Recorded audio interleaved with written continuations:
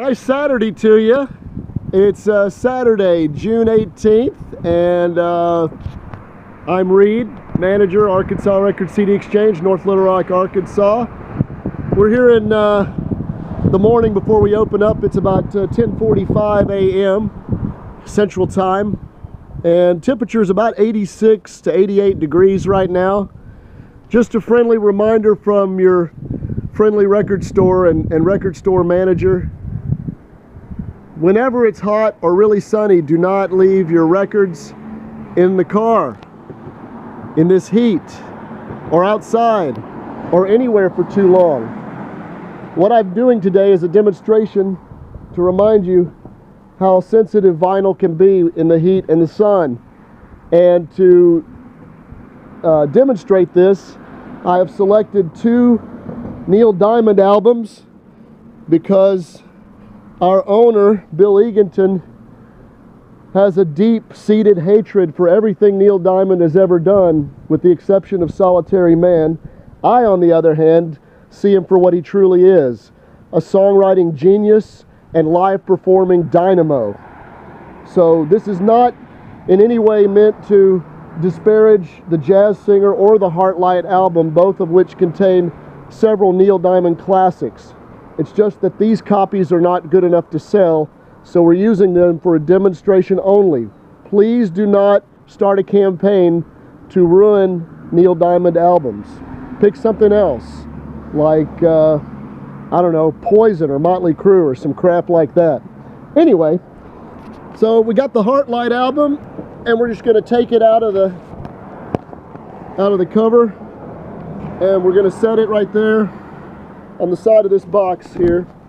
All right, there we go. Turn on your sunlight, let it melt your vinyl. And the jazz singer, see, it's pretty scratched up, pretty beat up. Anyway, so we're just going to set them right there and let them get some sun here, and we'll come back and check it here in a minute.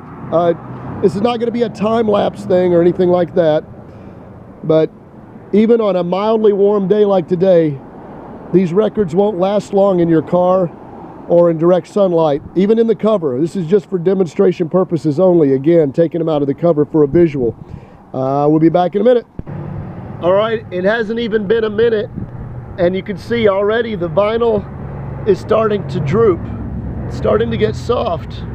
This is after less than 1 minute in the sunlight, 88 degrees, North Little Rock, Arkansas. You can see it starting to droop over there.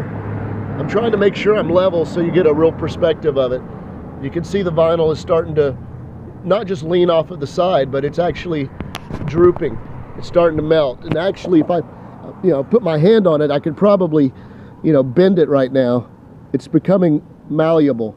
And this is after like I said, less than a minute outside in the heat.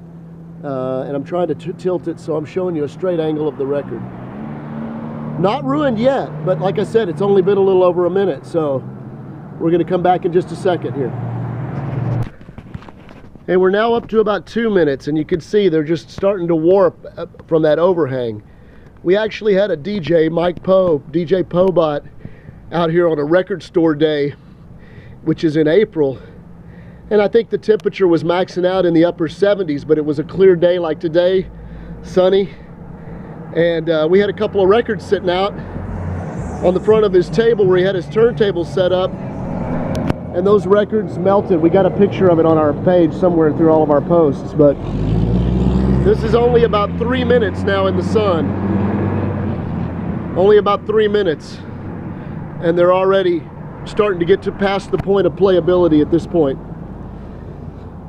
And I know I've heard stories of people putting them in like an oven and putting 2 pieces of like cookie sheets on top of them and some towels and kind of re-flattening them. You'll never get the grooves back to what they were originally after it's been warped. I don't care how much you can try to restore that. So that's the deal. Don't leave your records out.